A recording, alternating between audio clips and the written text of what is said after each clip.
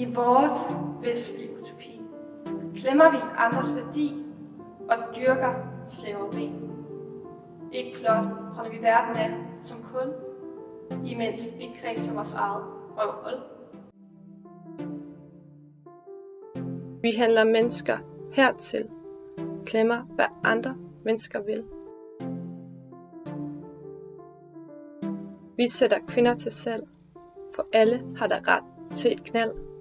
Begæret kan frit løbe, alt kan vi jo købe. Vi udnytter de sociale kløfter, og de får falske løfter, så de til Vesten vil komme. For blot at få knust deres drømme. Når vi går til ro, Står de på Vesterbro. de har det farligste erhverv globalt, men de handlede illegalt, så de flygter fra vores politi, hver gang de kommer forbi. Så vi har gjort dem kriminelle, og deres kroppe kommercielle. Derfor har vi ingen kontrol, og vi forbedrer ikke deres forhold.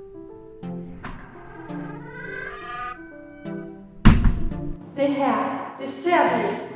Vi skænker det et klik, så vi ikke ser os selv som stykke. Det ødelægger den danske hygge. Men kan vi være det bekendt, at vi vil have det så bekvemt? Vi genskaber jo kolonietidens mentalitet. Alt imens vi fratager andres humanitet. Men lad os ikke blot give jagt på vores menneskerettighedspagt. Lad os begynde at stå vagt. Menneskehandel skal vi stoppe, for alle har ret til deres krop.